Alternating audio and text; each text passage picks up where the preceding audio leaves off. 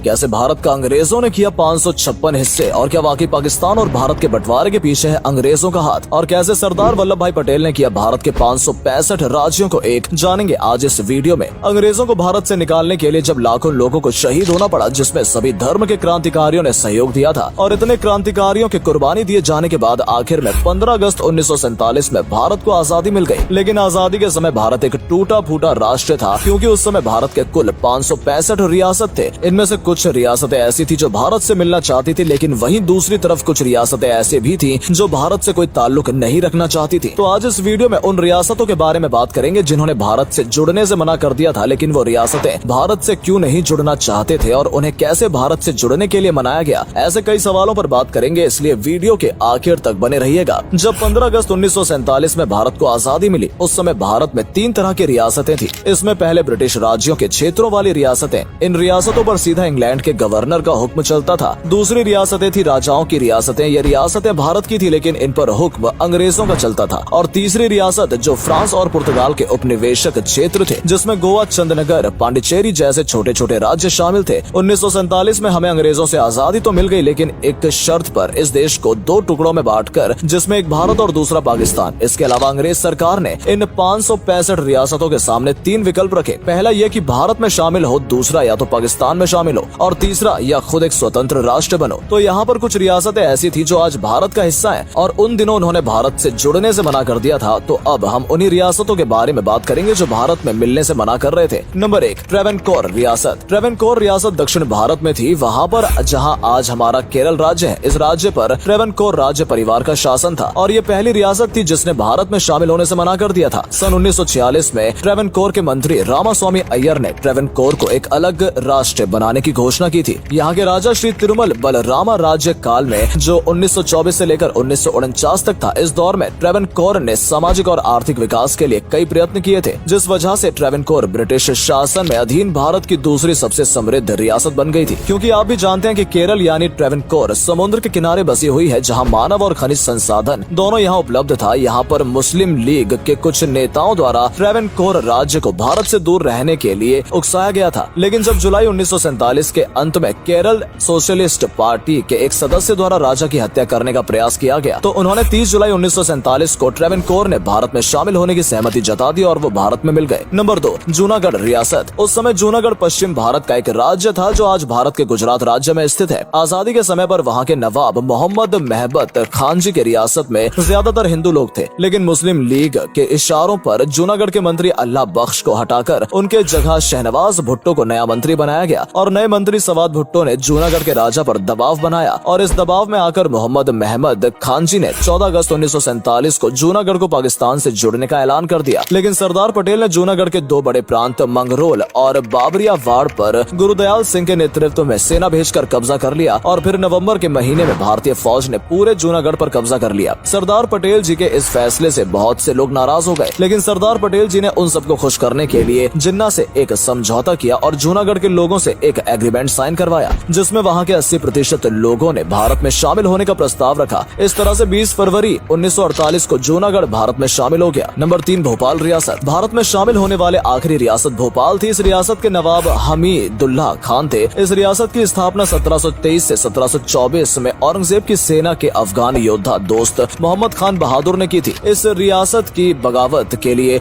इस नवाब को पाकिस्तान में सेक्रेटरी जनरल का पद देकर वहां आने की पेशकश की थी, लेकिन नवाब को रियासत का मोह था, इसलिए वो अपनी बेटी आबिदा को भोपाल राज्य का शासक बनने के लिए कहा, ताकि वो पाकिस्तान जाकर सेक्रेटरी जनरल का पद भी संभाल सके। लेकिन आबिदा ने इससे इनकार कर दिया। भोपाल रियासत के नवाब अब्दुल्ला खान साल 1926 में इस रियासत के नवाब बने थे। अलीगढ़ विश्वविद्यालय से शिक्षित थे और 2 बार 1931 और 1944 को चैम्बर ऑफ प्रिंस के चांसलर बने, और भारत विभाजन के समय भी वही चांसलर थे। 1948 के मार्च महीने में नवाब हमीदुल्लाह खान ने भोपाल को एक स्वतंत्र राष्ट्र बनाने की घोषणा की थी, और उसके अगले महीने नवाब ने भोपाल का एक मंत्रिमंडल बनाया, लेकिन वीके मेनन और सरदार पटेल ने उन पर भारत में शामिल होने के लिए दबाव बनाया, जिस कारण भोपाल के नवाब 30 अप्रैल 1949 को भोपाल को भारत के साथ मिलने पर हस्ताक्षर कर दिया, और 1 जून 1949 को भोपाल भारत का हिस्सा बन गया। नंबर 4, कश्मीर रियासत। इस रियासत के राजा हरि सिंह हिंदू थे, लेकिन कश्मीर मुस्लिम क्षेत्र था। बंटवारे के समय कश्मीर के राजा ने स्वतंत्र रहने का निश्चय किया था, लेकिन राजा हरि सिंह का यह फैसला गलत साबित हुआ, क्योंकि कश्मीर को एक अलग राष्ट्र बनाने की घोषणा करने के कुछ दिन बाद जिन्ना के कहने पर 20 अक्टूबर 1947 को कबीले लुटेरे के भेष में पाकिस्तानी सेना को कश्मीर में भेज दिया गया और वो लूटपाट चोरी जैसी तबाही मचाते हुए पूरे कश्मीर को लेने के लिए आगे बढ़ रहे थे। ये देखकर राजा हरि सिंह ने जवाहरलाल नेहरू के सैन्य मदद मांगी और 26 अक्टूबर 1947 को भारत और पाकिस्तान दोनों देशों के बीच विलय का समझौता हुआ, जिसमें कश्मीर की रक्षा और कश्मीर का इंटरनेशनल संचार भारत के हवाले कर दिया गया और उसके बाद कश्मीर भी भारत के साथ मिल गया। लेकिन तब से लेकर आज तक कश्मीर भारत और पाकिस्तान के लिए लड़ाई का मैदान बना हुआ है। और आखिरी हैदराबाद की रियासत दक्कन के पठार में स्थित हैदराबाद काफी साधन संपन्न थी। आजादी के समय हैदराबाद के नवाब निजाम ओस्मान अली खान थे। ब्रिटिश न्यूज़पेपर द इंडिपेंडेंट खबर के अनुसार हैदराबाद के निजाम के कुल संपत्ति 236 बिलियन डॉलर के आसपास थी और ये कोई छोटी मोटी रकम नहीं है। अगर आप आज के समय में सबसे अमीर व्यक्ति बर्नार्ड अर्नोल्ड एंड फैमिली की बात करें तो उनसे कहीं ज्यादा संपत्ति हैदराबाद के निजाम के पास थी, और वो भी आज से 70 साल पहले। इसलिए नवाब उस समय दुनिया के सबसे अमीर व्यक्तियों में शामिल थे और उस समय इस रियासत में 85% हिंदू रहते थे, लेकिन सेना और शासन के मुसलमानों का दबदबा था। अंग्रेज सरकार के शासन में भी हैदराबाद की अपनी सेना, अपनी रेल और अपना डाक तार विभाग हुआ करता था। उस समय आबादी और कुल राष्ट्रीय उत्पादन की दृष्टि से हैदराबाद भारत का सबसे बड़ा राज्य घराना था और इंग्लैंड और स्कॉटलैंड के कुल क्षेत्र से भी हैदराबाद रियासत बड़ी थी। शुरू में निजाम की ख्वाहिश हैदराबाद को एक अलग देश बनाने की थी, लेकिन निजाम पाकिस्तान और अंग्रेजों के हाथों की कठपुतली बने हुए थे। निजाम को जिन्ना ने भरोसा दिलाया हुआ था कि वो भारत के खिलाफ सैन्य कार्रवाई से पीछे न हटे, जरूरत पड़ने पर पाकिस्तान की सेना भी उनका साथ देगी। लेकिन सामने सरदार वल्लभ भाई पटेल हैदराबाद की आजादी को भारत के पेट के कैंसर की तरह देखते थे। माउंटबेटन चाहते थे कि हैदराबाद भारत से शांतिपूर्ण तरीके से मिल जाए और नेहरू भी इस बात का समर्थन करते थे, लेकिन पटेल हमले की कार्रवाई करना चाहते थे। और इसी बीच हैदराबाद को लड़ाई के लिए उस उकसाने वाले जिन्ना की मृत्यु हो गई और सरदार पटेल ने इस मौके को देखकर हैदराबाद पर पुलिस कार्रवाई का सहारा लिया। भारतीय पुलिस ने हैदराबाद पर कार्रवाई करने के लिए मिशन पोलो चलाया था। यह मिशन 13 सितंबर 1948 से लेकर 18 सितंबर 1948 तक यानी 5 दिनों तक चला था। इस मिशन का नाम पोलो इसलिए रखा गया था क्योंकि उस समय हैदराबाद में दुनिया में सबसे ज्यादा 17 पोलो के मैदान थे और 5 दिनों के अंदर ही हैदराबाद की कमर टूट गई और 19 सितंबर 1948 को निजाम ने सरदार वल्लभ भाई पटेल से भारत में मिलने के लिए हाथ मिला लिया। आजादी के दौरान भारत 565 रियासतों में बटा था और ये रियासतें स्वतंत्र शासन में यकीन रखती थी, जो सशक्त भारत के निर्माण में सबसे बड़ी बाधा थी। जूनागढ़, कश्मीर तथा हैदराबाद तीनों राज्यों को सेना की मदद से विलय करवाया गया। सरदार पटेल उस समय उप मुख्यमंत्री के साथ देश के गृह मंत्री भी थे, तो आप देख सकते हैं कि किस प्रकार अंग्रेजों ने टूटा फूटा देश हमारे देश के नेताओं के हवाले किया था। यदि इस समय हमारे देश में सरदार वल्लभ भाई पटेल जैसा नेता नहीं होता तो पता नहीं आज हमारे देश का नक्शा कैसा होता। और इतने बड़े देश को एक साथ एक सूत्र में बांधना कोई आसान काम नहीं है, इसलिए वल्लभ भाई पटेल को आज सरदार वल्लभ भाई पटेल के नाम से जाना जाता है। तो दोस्तों, आपका क्या कहना है हमारे भारत देश के बारे में, हमें कमेंट करके जरूर बताएं। वीडियो अच्छी लगी हो तो वीडियो को लाइक करना ना भूलें। ऐसे ही मजेदार वीडियोस में तब तक के लिए बने रहें। Bye bye.